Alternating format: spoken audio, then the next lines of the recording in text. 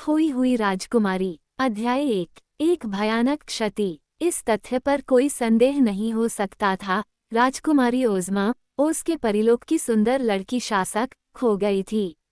वह पूरी तरह से गायब हो गई थी।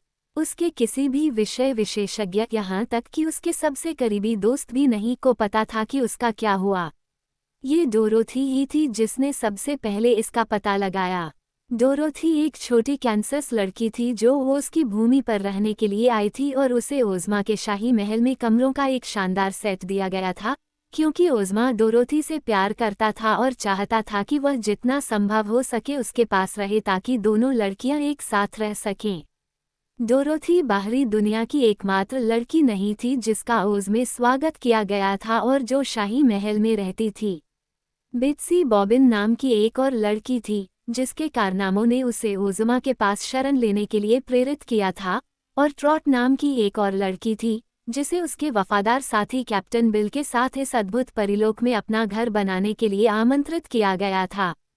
तीनों लड़कियों के पास महल में कमरे थे और वे बहुत अच्छी दोस्त थीं, लेकिन डोरोथी उनके दयालु शासक की सबसे प्यारी दोस्त थी और केवल वही किसी भी समय ओज़मा को उसके शाही अपार्टमेंट में खोजने की हिम्मत कर सकती थी।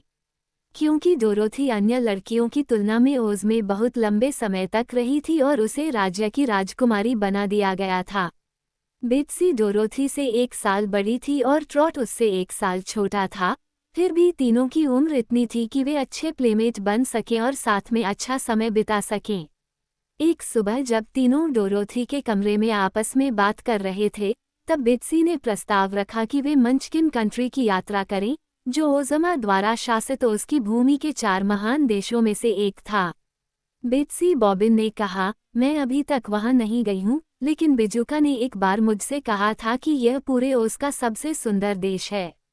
ट्रॉट ने कहा, मैं भी जाना चाहूंगा। ठीक है, डोरोथी ने कहा, मैं जाकर ओज़मा से पूछूंगी। शायद वह हमें सॉहर्स और रेड वैगन लेने दे, जो हमारे लिए पैदल चलने से कहीं ज्यादा अच्छा होगा। यह ओज़ की भूमि एक बहुत बड़ी जगह है जब आप इसके सभी किनारों पर जाते हैं। इसलिए वह उछलकर उठी और शानदार महल के हॉल से होते हुए शाही कमरे में पहुंची, जो दूसरी मंजिल के सामने वाले हिस्से में फैला हुआ था। एक छोटे से प्रतीक्षा कक्ष में ओज़मा की नौकरानी जेलिया जाम्ब बैठी थी, जो व्यस्तता से सिलाई कर रही थी। क्या ओज़मा अभी तक उठ गई है? डोरोथी ने पूछा। मुझे नहीं पता, मेरी प्यारी, जेलिया ने जवाब दिया। मैंने आज सुबह उससे एक शब्द भी नहीं सुना है। उसने नहाने या नाश्ते के लिए भी नहीं बुलाया है, और यह उनके लिए सामान्य समय से बहुत आगे निकल गया है। ये तो अजीब है, छोटी लड़की बोली। हाँ, नौकरानी ने सहमति जताई, लेकिन निश्चित रूप से उसे कोई नुकसान नहीं हो सकता था। उसकी भूमि में कोई भी मर नहीं सकता या मारा नहीं जा सकता, और ओज़मा खुद एक शक्तिशाली परी है, और जहाँ तक हम जानते हैं, उसका कोई दुश्मन नहीं है। इसलिए मैं उसके बारे में बिल्कुल भी चिंतित नहीं हूँ, हालांकि मुझे ये स्वीकार करना होगा कि उसकी चुप्पी असामान्य है।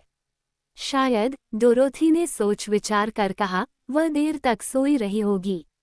यह हो सकता है कि वह अपने लोगों का भला करने के लिए कोई नया जादू पढ़ रही हो या कोई नया जादू कर रही हो। इनमें से कोई भी बात सच हो सकती है, जेलिया जाम्ब ने जवाब दिया, इसलिए मैंने हमारी शाही मालकिन को परेशान करने की हिम्मत नहीं की।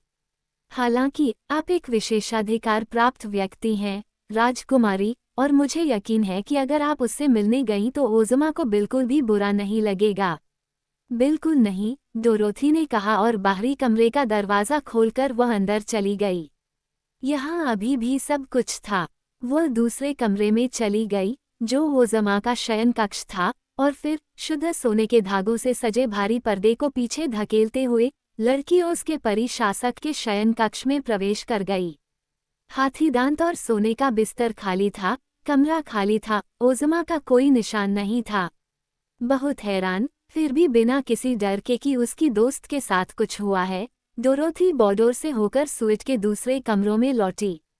वह संगीत कक्ष, पुस्तकालय, प्रयोगशाला, स्नानघर, अलमारी और यहाँ तक कि शाही स्वीट से सटे बड़े सिंहासन कक्ष में भी गई, लेकिन इनमें से किसी भी जगह पर उसे ओज़मा नहीं मिली। इसलिए वह उस कक्ष में वापस आ गई जहां उसने नौकरानी जेलिया जाम्ब को छोड़ा था और कहा वह अभी अपने कमरे में नहीं है, इसलिए वह बाहर गई होगी।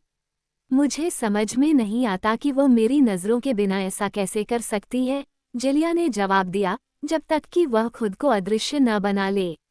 वैसे भी वह वहां नहीं है, डोरोथी ने घोषणा की।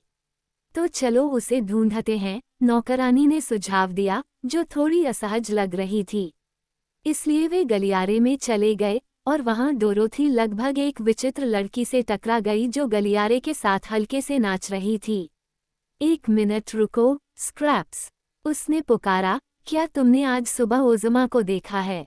नहीं, मैं नहीं, विचित्र लड़की ने पास आकर नाचते हुए उत्तर दिया। कल रात वूजी के साथ झगड़े में मैंने अपनी दोनों आंखें खो दी, क्योंकि उस जीव ने अपने चौकोर पंजों से मेरे चेहरे से दोनों आंखें नोच ली थीं। इसलिए मैंने अपनी आंखें अपनी जेब में रख ली और आज सुबह बटन ब्राइट मुझे आंटी एम के पास ले गया, जिसने उन्हें फिर से सिल दिया। इसलिए मैंने आज कुछ भी नहीं देखा, सिवाय पिछले 5 मिनट के। इसलिए निश्चित रूप से मैंने ओज़मा को नहीं देखा। बहुत अच्छा, स्क्रैप्स, डोरोथी ने कहा, आंखों की ओर उत्सुकता से देखते हुए, जो लड़की के चेहरे पर सिल दिए गए 2 गोल, काले बटन मात्र थे। स्क्रैप्स के बारे में कुछ और बातें भी थीं जो उसे पहली बार देखने वाले को अजीब लग सकती थीं। उसे आमतौर पर पैचवर्क गर्ल कहा जाता था क्योंकि उसका शरीर और अंग एक रंगीन पैचवर्क रजाई से बने थे जिसे आकार में काटा गया था और उसमें रुई भरी गई थी। उसका सिर एक गोल गेंद जैसा था जिसे उसी तरह से भरा गया था और उसके कंधों पर बांधा गया था।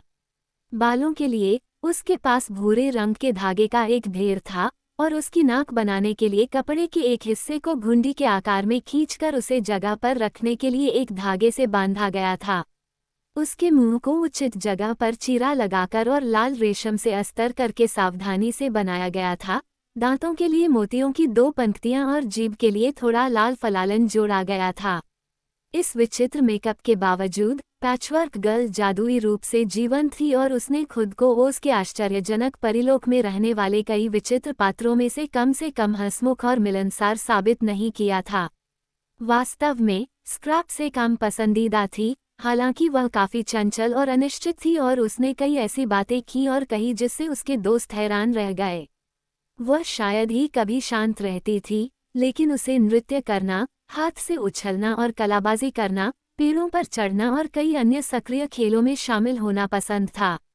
मैं ओज़मा को ढूंढने जा रही हूँ, डोरोथी ने टिप्पणी की, क्योंकि वह अपने कमरे में नहीं है और मैं उससे एक सवाल पूछना चाहती हूँ। मैं तुम्हारे साथ चलूंगा, स्क्रैप्स ने कहा, क्योंकि मेरी आंखें तुम्हारी आंखों से ज्यादा तेज हैं और वे ज्यादा दूर तक देख सकती हैं। मुझे इस बारे में पक्का पता नहीं है, डोरोथी ने जवाब दिया। लेकिन अगर तुम चाहो तो चलो।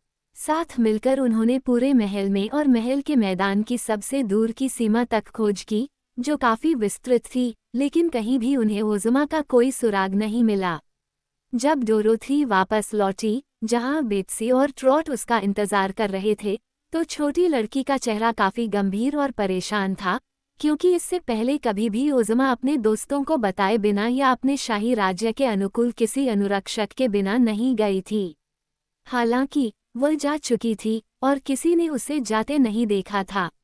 डोरोथी ने बिजुका, Tik Tok, Shaggy Man, Button Bright, Captain Bill और यहाँ तक कि उसके बुद्धिमान और शक्तिशाली जादूगर से भी मुलाकात की और उनसे सवाल किए, लेकिन उनमें से किसी ने भी ओज़मा को तब से नहीं देखा था जब से वह शाम को अपने दोस्तों से अलग होकर अपने कमरे में चली गई थी।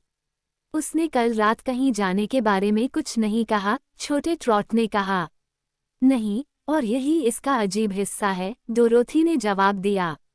आमतौर पर ओज़मा हमें अपनी हर बात बताती है। बेत्सी बॉबिन ने सुझाव दिया, क्यों न जादुई तस्वीर में देखा जाए। इससे हमें 1 सेकंड में पता चल जाएगा कि वह कहाँ है। बेशक, डोरोथी चिल्लाई, मैंने पहले ऐसा क्यों नहीं सोचा। और तीनों लड़कियां तुरंत ओज़मा के शयन कक्ष में चली गईं, जहां जादुई तस्वीर हमेशा टंगी रहती थी। यह अद्भुत जादुई तस्वीर शाही ओज़मा के सबसे बड़े खजानों में से एक थी। बीच में एक बड़ा सुनहरा फ्रेम था जिसके नीले भूरे रंग का कैनवास था जिस पर लगातार विभिन्न दृश्य दिखाई देते और गायब हो जाते थे। अगर कोई इसके सामने खड़ा होकर ये देखना चाहता था कि दुनिया में कहीं भी कोई व्यक्ति क्या कर रहा है, तो उसे बस इच्छा करनी थी और जादुई तस्वीर में वह दृश्य उस व्यक्ति के दृश्य में बदल जाता था जहां वह व्यक्ति था और ठीक वही दिखाता था जो वह उस समय कर रहा था। इसलिए लड़कियां जानती थीं कि उनके लिए ओज़मा को देखने की इच्छा करना आसान होगा, और तस्वीर से वे जल्दी से जान सकती थीं कि वह कहाँ है। डोरोथी उस जगह पर पहुंची जहां तस्वीर को आमतौर पर मोटे साटन के पर्दों से सुरक्षित रखा जाता था और उसने पर्दों को एक तरफ खींच दिया। फिर वह आश्चर्य से देखती रही, जबकि उसकी दो सहेलियां निराशा के मारे चिल्ला उठीं। जादुई तस्वीर गायब हो चुकी थी। पर्दे के पीछे दीवार पर सिर्फ एक खाली जगह दिख रही थी जहां वह पहले टंगी थी।